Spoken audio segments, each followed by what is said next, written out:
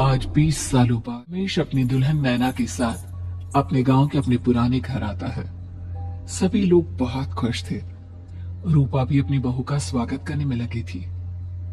पर ये क्या, रूपा जैसे ही अपनी बहू की आरती उतारने जाती है, अचानक से तेज हवाएं चलने लगती है।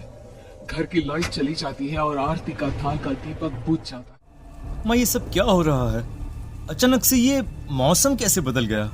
अरे बेटा, ये गांव है। गांव में अक्सर ऐसा ही होता है। किसी भी वक्त मौसम बदल जाता है और कभी भी लाइट चली जाती है। दीपाली बेटा, किचन से मोमबत्तियां तो ले आ। रूपा के कहने पर दीपाली किचन में मोमबत्ती लेने जाती है। लाइट ना होने की वजह से घर में काफी अंधेरा था, इसलिए दीपाली अपने फोन का टॉर्च ऑन करती है और टॉर्च ऑन करते ही उसे महसूस होता है जैसे कोई उसके सामने से गुजरा हो।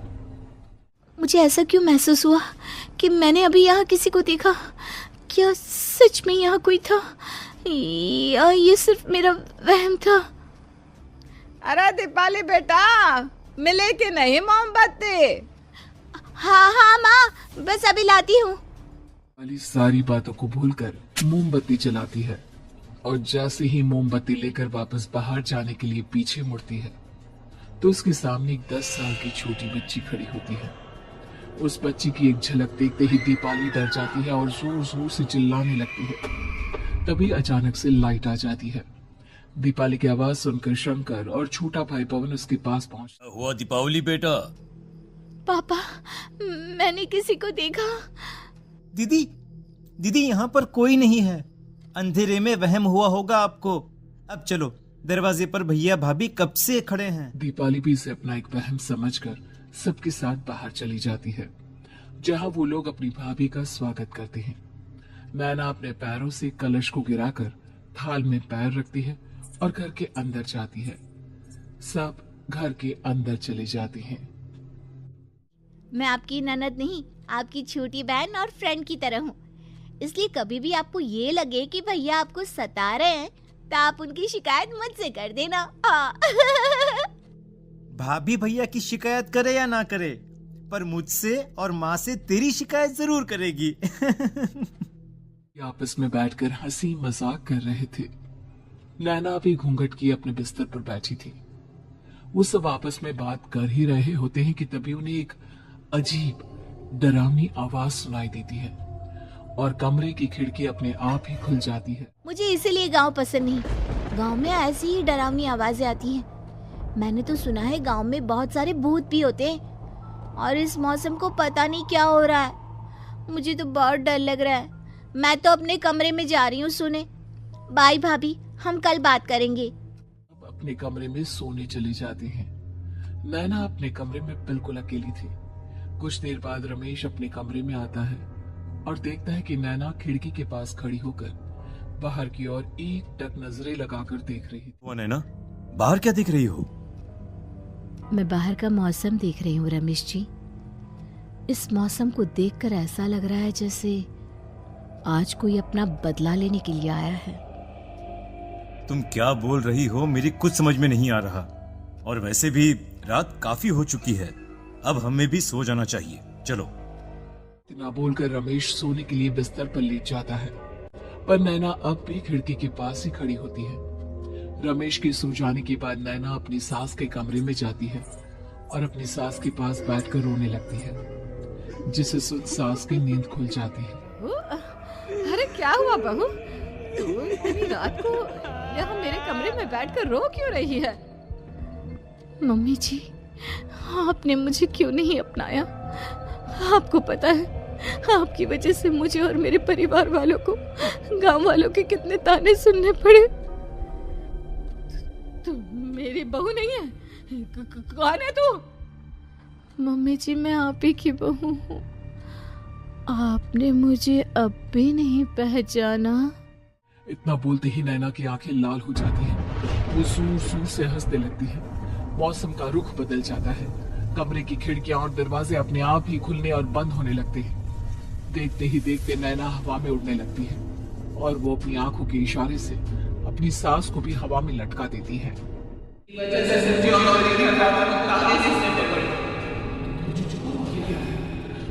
माफी से मांगी और अपनी इस गलती की सजा देकर अपना परिवार इस तरह से नैना बड़ी ही बेरहमी से अपनी सास को मार डालती है और आराम से अपने कमरे में जाकर सो जाती है। अगली सुबह जब घर वालों को कमरे में रूपा की लाश मिलती है तो उन लोगों के पैरों तले जमीन खिसक जाती है। कल तक माँ बिल्कुल ठीक थी, फिर अचानक ऐसा क्या हुआ रात को कि माँ हम सबको छोड़कर चली गई। सारी गलती मेरी है। बेटे की शादी की खुशी में मैं ही रात को घर वापस नहीं आया और चला गया अपने गांव के दोस्तों से मिलने। अगर रात को मैं अपनी रूपा के साथ होता तो शायद आज वो हमें छोड़कर न जाती। घर में शोक का माहौल पसर गया था, पर नैना को इस बात से कोई फर्क नहीं पड़ रहा था और ये बात कहीं ना कहीं पवन को भी समझ में आ रही थी। अब ऐसे ही कुछ दिन बीतते हैं और 1 महीने के अंदर ही अंदर शंकर की भी मौत हो जाती है। पहले माँ छोड़कर चली गई और अब पिताजी। क्या हो गया है हमारे घर को? पता नहीं किसकी नजर लग गई है। भैया ये घर सही नहीं है। हम जब से इस घर में आए हैं कुछ न कुछ बुरा ही हो रहा है। हमें यहाँ से वापस शहर चले जाना चाहिए। जहाँ रमेश, दीपाली और पवन का रो रो कर बुरा हाल था, वही नैना अपने कमरे में बैठी आराम से मेकअप कर रही थी। दीदी मुझे तुमसे कुछ बात करनी है। मुझे लगता है कि इन सब के पीछे भाभी का हाथ है। पवन तू ये सब क्या कह रहा है? तू होश में तो है ना? अगर भैया भाभी ने तेरी ये बकवास बात सुन ली तो उनके दिल पर क्या गुजरेगी? तू भाभी पर इतना बड़ा इल्जाम कैसे लगा सकता है? दीदी आप खुद ही देख लो ना, हम जब से इस घर में आए हैं सब कुछ बदल गया है।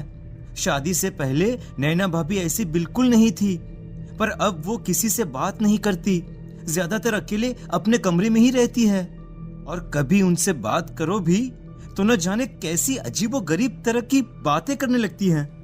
तू पागल हो गया है? आप समझती क्यों नहीं है दीदी? देखो ना, हमारे घर में मौत का सिलसिला शुरू हो गया है, पर भाभी को कोई फर्क नहीं पड़ रहा। वो अभी भी मेकअप कर रही हैं, आराम से खाना खा रही हैं। और दीदी आपको पता है, जिस रात माँ की मौत हुई थी ना, उस रात मैंने भाभी को माँ के कमरे में जाते हुए देखा था। की बातें सुन अब दीपाली के मन में भी शक पैदा होने लगता है और वो इस बारे में रमेश से बात करती है।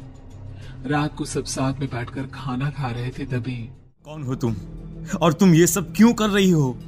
क्यों सबकी जान ले रही हो? रमेश जी ये आप क्या कह रहे हैं? मैं भला मम्मी जी पापा जी की जान क्यों लूंगी?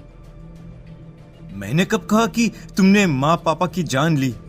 नैना तुम तो मेरी पत्नी हो, तुम थोड़ी किसी को मारोगी। नैना तुम नैना ही हो ना? रमेश की ये बात सुनती ही नैना खाना छोड़कर गुस्से में सबको देखने लगती है। नैना की गुस्से भरी आंख को देखकर तीनों भाई बहन डर जाते हैं। तभी नैना जोर जोर से हंसने लगती है।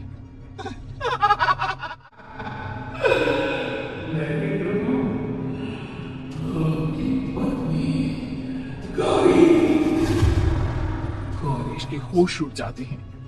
आखिर कौन है ये गौरी? क्या है इस घर और घर वालों का राज? हमारे दोनों बच्चे एक साथ कितने अच्छे लग रहे हैं ना? हाँ, कितने अच्छे दोस्त हैं दोनों। बस बड़े होने के बाद भी इनकी ये दोस्ती बनी रहे तो बच्चे कितने खुश रहेंगे। मैं क्या सोच रहा था कि क्यों ना हम अपनी दोस्ती को रिश्तेदारी में बदल दें। मैं अपने बेटे रमेश की शादी तेरी बेटी गौरी से करना चाहता हूँ।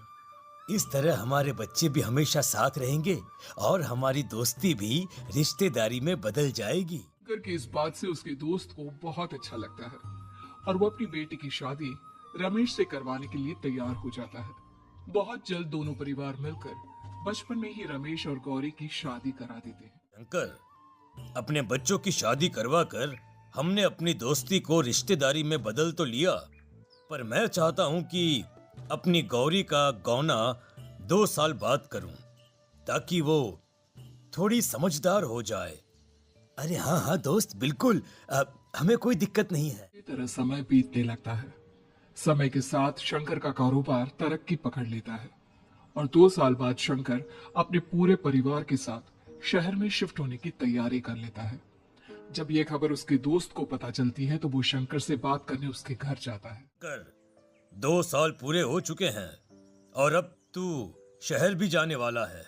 मैं सोच रहा था कि तेरे शहर जाने से पहले गौरी का गौना कर दूं, ताकि तू अपनी बहू को अपने साथ लेकर जा सके। ये तू कैसी बातें कर रहा है? रिश्तेदारी बराबरी वालों से होती है, और वैसे भी अब मेरा बेटा या मेरा परिवार कोई भी इस रिश्ते को नहीं मानता। ये तू कैसी बातें कर रहा है दोस्त? जब हमने अपने बच्चों की शादी करवाई थी तब हम दोनों ही एक बराबर थे। पिछले 2 साल में तेरा कारोबार थोड़ा सा अच्छा क्या चल गया तो पुराने रिश्ते ही तोड़ देगा। देख भाई, ऐसा मत कर। अगर तूने मेरी बेटी को अपनी बहू के रूप में नहीं अपनाया तो कोई भी मेरी बच्ची से शादी नहीं करेगा। अरे उसकी जिंदगी बर्बाद हो जाएगी। यार देख, वैसे भी बाल विवाह तो कानून मान्यता नहीं देता, फिर मैं कैसे दे दूं? तू अपनी बेटी के बड़े होने पर उसकी शादी किसी दूसरे लड़के से करवा देना। वैसे भी तब तक ना उसे और ना ही गांव वालों को ये बात याद रहेगी। मेरे बेटे को बख्श दे मेरे भाई।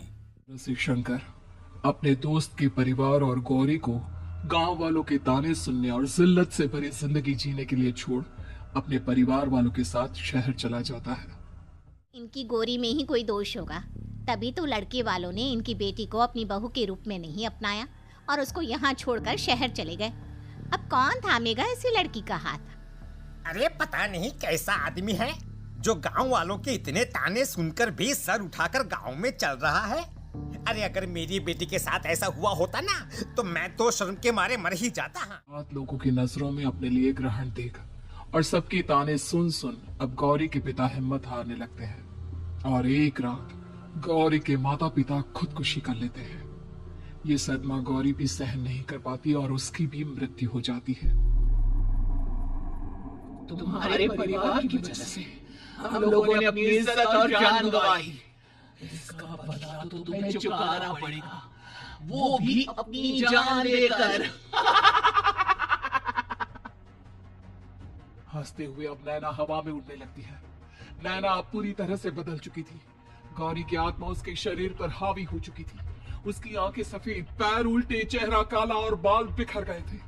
अब गौरी अपनी शैतानी शक्तियों से घर के हर कोने को अपने काबू में कर लेती है और सीधी दीवार पर जाकर चिपक जाती है।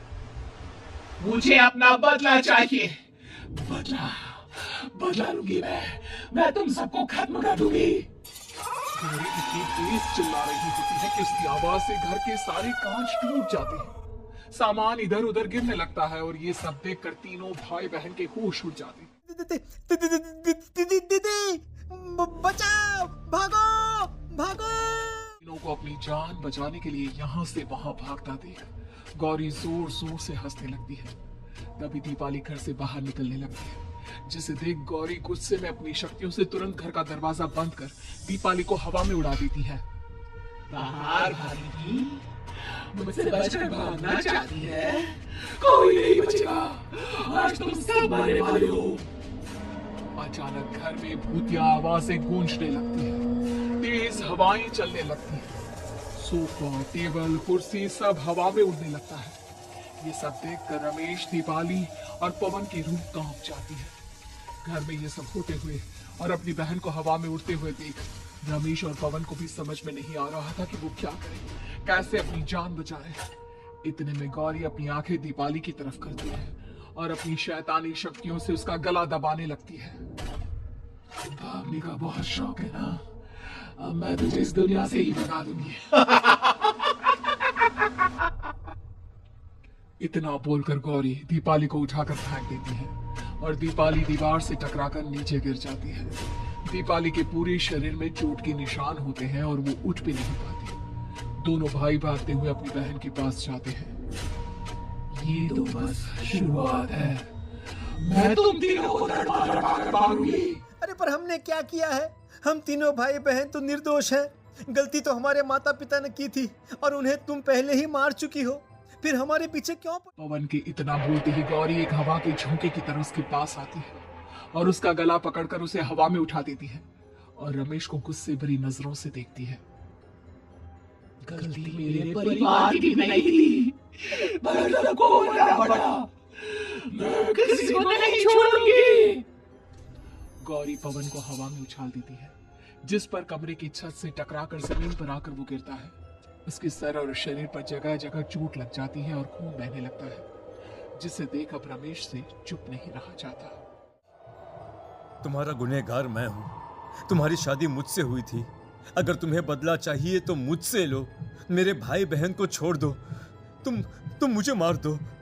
मरना तो सबको पड़ेगा। अरे पर इसमें उन दोनों की कोई गलती नहीं है। प्लीज, मैं मानता हूँ कि तुम और तुम्हारे परिवार के साथ जो कुछ भी हुआ वो गलत था, पर गौरी मैं प्लीज मेरे भाई बहन को छोड़ दो। उन्हें तो इस बात के बारे में कुछ भी पता नहीं है। उनका इस सबसे कोई लेना देना नहीं है। तुम और तुम्हारा परिवार यही चाहता था ना कि मैं तुम्हें अपना लूं। उस समय मैं बच्चा था। मेरे पास इतनी समझ नहीं थी, पर आज मैं तुम्हें तुम्हारे इसी रूप में अपनाता हूं। मेरे साथ जो करना है कर लो, बस मेरे भाई बहन की जान बख्श दो उनकी जान। रमेश की ये बात सुनकर गौरी का गुस्सा थोड़ा शांत होता है।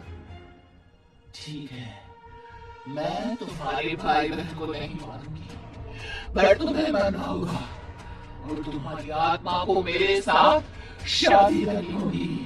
मुझे मंजूर है। अब रमेश गौरी के साथ छत पर जाता है और छत से नीचे कूद जाता है। रमेश के मरते ही गौरी उसकी आत्मा को अपने साथ ले जाती है और इस तरह से रमेश खुद मरकर अपने भाई बहन को बचा लेता है।